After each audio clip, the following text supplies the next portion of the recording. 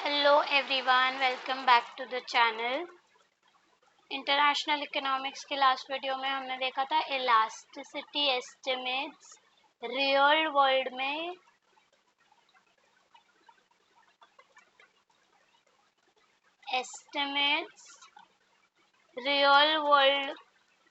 में अप्लाई हो रहे हैं कि नहीं, एंड वो सारी चीज़ें हमने कवर की थी कि कैसे उन्होंने रिसर्च पेपर दिए एंड देन उसमें बताया कि इन इलास्टिक है, लेकिन ऑर्कुट was the person जिन्होंने बताया there are identification problem, under identified है, इसकी वजह से you are the people who have done the research उनका जो कंक्लूजन निकल के आ रहा है कि इन इलास्टिक है दैट इज नॉट वैलिड। तो ऐसे सारे इलास्टिसिटी एस्टिमेट के बारे में रियलिटी में क्या रिसर्च किया गया है वो हमने लास्ट वीडियो में कवर किया था। Let's move on to J curve effect, the J curve effect and revised elasticity estimates. अब ये जे कर्व है क्या? Not only are short-run elasticity in international trade likely to be much smaller than long-run elasticity, but a nation's trade balance may actually worsen soon after a devaluation or depreciation before improving later on. तो वो क्या बोलते हैं कि हमने last video में ये भी देखा था कि शॉर्ट रन में इलास्टिसिटी आप अच्छे से कैलकुलेट नहीं कर पाते हो, वेराज उसका इफेक्ट आने वाले 2-3 सालों में दिखता है, लॉन्ग रन में दिखता है। तो short run elasticity is likely to be smaller than the long run elasticity, but devaluation या डेप्रिसिएशन से पहले वो ट्रेड का बैलेंस वर्सन होगा। हमेशा वो कह रहे हैं कि जब भी डिवैल्यूएशन या डेप्रिसिएशन हम लाएंगे, पहले द ट्रेड बैलेंस में एक्चुअली वर्सन, शॉर्ट रन में वो पहले वर्सन होगा, देन वो इम्प्रूव होगा। इम्प्रूव होने से पहले वो वर्सन होगा, वो कम होगा ट्रेड बैलेंस। वर्सन होना यानी ट्रेड बैलेंस डेफिसिट होना। This is due to the tendency of domestic currency price of import to rise faster than export price soon after the devaluation or depreciation. तो जैसे ही devaluation या depreciation होता है तब क्या होता है? devaluation depreciation मतलब क्या कि I'll write down here.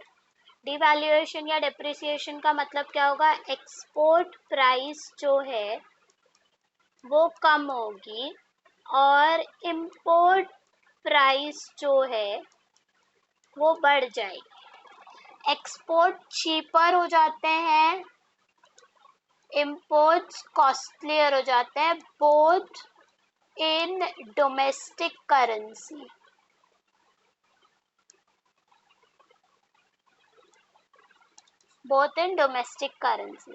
तो एक्सपोर्ट प्राइस, तो इधर वही दिखाया गया है कि domestic currency price of import to rise faster, और वो जो इंक्रीज हो रहा है प्राइस, वो जिस रेट से इंक्रीज हो रहा है, rate of increase in price of import is greater than the rate of decrease in price of export। मतलब अगर डबल अमाउंट से इंपोर्ट इंक्रीज हो रहा है या रेट अगर 3 है, 3 यूनिट से प्राइस इंक्रीज होता जा रहा है, लेट्स से फॉर एग्जांपल, तो एक्सपोर्ट का प्राइस जो रिड्यूस हो रहा है वो कम रेट पे हो रहा है उससे।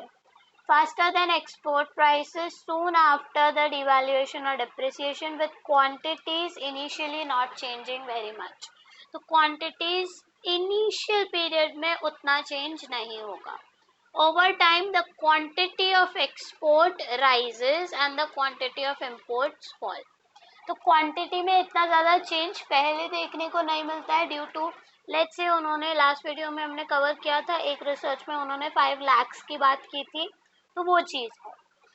And export prices catch up with the import price over time means long period में क्या हो जाएगा, क्वांटिटी ऑफ एक्सपोर्ट राइज हो जाएगा, एक्सपोर्ट बढ़ जाएगा क्योंकि एक्सपोर्ट का प्राइस कम हुआ है, and quantity of import fall होगा क्योंकि उसका प्राइस बढ़ चुका है।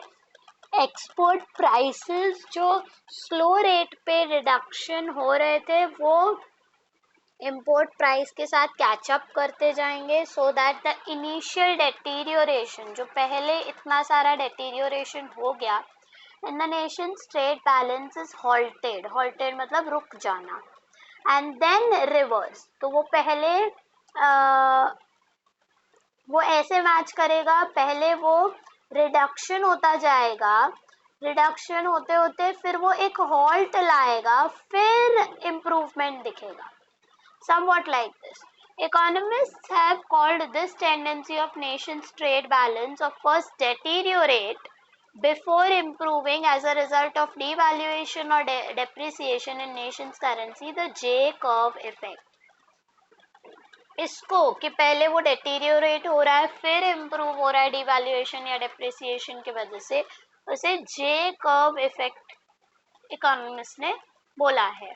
The reason is that when the nation's net trade balance is plotted on the vertical axis and time is plotted on the horizontal axis, मतलब vertical axis पे हम trade balance दिखा रहे हैं, ट्रेड बैलेंस यानी export is equal to import या export is greater than import, here you will have time period. ठीक है, तो अगर हम वैसे प्लॉट करते हैं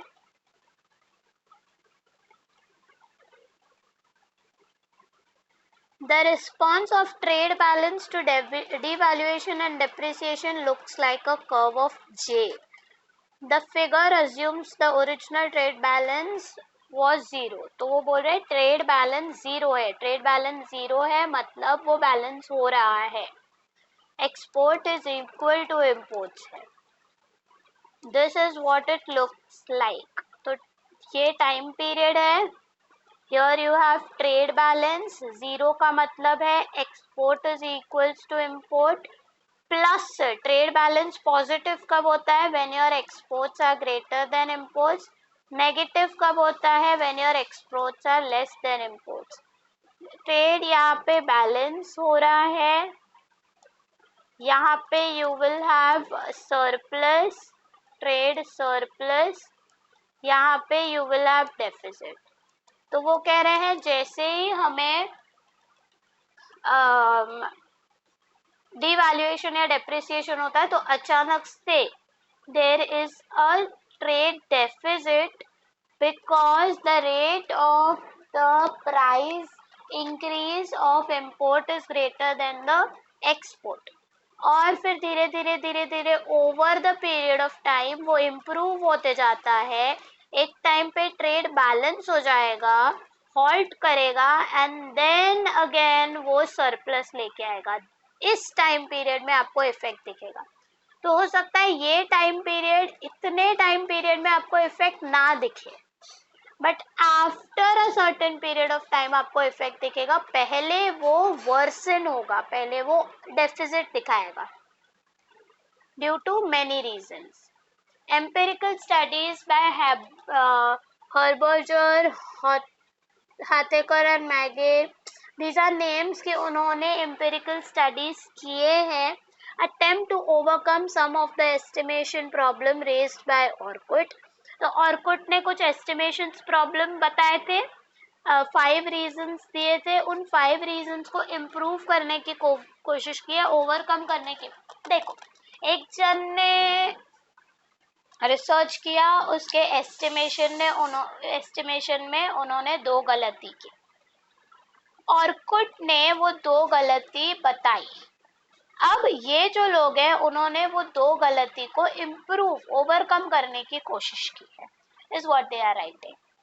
These studies generally confirmed the existence of J-curve effect, but also came up with long-run elasticity about twice as high as those found in the empirical studies of 1940s। तो उन्होंने जे कर्व इफेक्ट तो देखा ही, उनको भी पता चला कि हाँ जे कर्व इफेक्ट एग्जिस्ट करता है, बट उसके साथ साथ उनको ये भी देखने को मिला कि एम्पिरिकल जो 1940s में स्टडीज हुए थे उसके कंपैरिजन में लॉन्ग रन की इलास्टिसिटीज जो है वो डबल है, ट्वाइस हाई है, मतलब इलास्टिसिटी सीधा डबल है लॉन्ग रन में। The upshot of all of this is that real world estimates are likely to be high enough to ensure the stability of foreign exchange market in short run and also to result in fairly elastic demand and supply schedule for the foreign exchange in long run। तो in short, in summary, अब तक जितने research और ये सब हमने पढ़ा है, हमने ये देख लिया कि रियलिटी में एक्चुअली जो एस्टिमेट्स होते हैं, जो इलास्टिसिटी होते हैं वो हायर है, रिलेटिवली इलास्टिक है, इस वजह से आपके demand and supply schedule foreign exchange के लॉन्ग रन में इलास्टिक होंगे। In the very short run during the first 6 months you can say, however the so called impact elasticities are small। तो वो कह रहे हैं कि शॉर्ट रन में the elasticity are low। Elasticity और लो का मतलब क्या है कि इनइलास्टिक है, फर्क नहीं पड़ता उनको, वो क्वांटिटी चेंज में इतना फर्क नहीं दिखेगा प्राइस चेंज की वजह से। However, the so-called impact elasticities are small enough to result in deterioration in the current account immediately before a depreciation or a devaluation and before an improvement occurs। तो अचानक से आपको जो चाहते हो कि आप डेप्रिसिएशन या डिवैल्यूएशन की वजह से इंपोर्ट्स कम हो जाए, एक्सपोर्ट्स बढ़ जाए, वो अचानक से नहीं होगा शॉर्ट रन में, it will take time. Case study 16.2-16.3 gives values of estimated price. तो यहाँ पे केस स्टडी के बारे में बताया है कि केस स्टडी के थ्रू आप देख सकते हो कि कैसे प्राइस इलास्टिसिटीज जो है वो डिटरमाइन करती है कि डिवैल्यूएशन एंड डेप्रिसिएशन वर्क करेगा कि नहीं, एंड इलास्टिसिटीज की वैल्यू, सम ऑफ इलास्टिसिटीज की वैल्यू ग्रेटर देन 1 हो रही है तो कैसे वो वर्क कर रहा है। तो वो केस स्टडीज आप रीड कर सकते हो। जे कर्व आई होप आपको पता चल गया है। समरी अगर मैं बताऊं तो डिवैल्यूएशन या डेप्रिसिएशन के वजह से इमीडिएटली आपको इफेक्ट नहीं देखने को मिलेगा, over the period of time देखने को मिलेगा। और डेप्रिसिएशन या डिवैल्यूएशन के टाइम पे rate of change of the price of import जो है वो greater than rate of change of the price reduction in export होता है। इस वजह से आपका पहले ट्रेड में डेफिसिट देखने को मिलेगा, इमीडिएट रिस्पॉन्स आपका पहले डेफिसिट होगा, फिर वो धीरे धीरे डेफिसिट कम होता जाएगा जैसे जैसे एक्सपोर्ट के प्राइसेस इंपोर्ट के प्राइसेस से मैच करते जाएंगे। एक टाइम पीरियड में ट्रेड बैलेंस दिखेगा, एट दिस पॉइंट हॉल्ट होगा, इसके बाद आपको इम्प्रूवमेंट या सरप्लस देखने को मिलेगा ड्यू टू डेप्रिसिएशन या डिवैल्यूएशन। तो with the period of time आपको देखने को मिलेगा लॉन्ग रन में, शॉर्ट रन में नहीं। अच्छा, ये क्यों है? क्योंकि शॉर्ट रन में आपके इलास्टिसिटी जो है, demand and price elasticity of foreign exchange low होती है, इस वजह से फर्क नहीं पड़ता लोगों को, वो उतनी ही क्वांटिटी रखेंगे तो वो क्या हो जाएगा, डेफिसिट देखने को मिलेगा। But over the period of time long run में इलास्टिसिटी की वैल्यू हायर होती है, हाई होने के वजह से फर्क पड़ने लगा है लोगों को, तो इस वजह से वो क्या करेंगे, अपने क्वांटिटीज को चेंज करेंगे, जिस वजह से आपको सरप्लस देखने को मिलेगा। So I am concluding with J curve effect. बहुत ही इजी मैनर में, क्रिस्प मैनर में मैंने आपको समझाया है। So if you have liked the explanation, एक लाइक कर दो वीडियो को। comment if you have any doubt or any feedback. Do share this video with your friends and classmates ताकि उनको भी जेकब इफेक्ट और बाकी सारी चीजें समझ में आए. Very few people are subscribing to the channel. Very few means very few. Only 10% of people who are watching the video, they are subscribing. बाकी 90% are not subscribing. Do subscribe to the channel. आप subscribe करोगे तो मुझे motivation मिलेगा और videos बनाने के लिए. And yes, if you want any online classes from me for your examination, for your just knowledge or anything, नीचे दिए गए नंबर यानी 7738100508 पे आप आपका नाम और टॉपिक व्हाट्सएप कर सकते हो. जितना हो सके जल्दी मैं रिवर्ट बैक करूँगी. Thank you so much and keep watching the journey of understanding economics.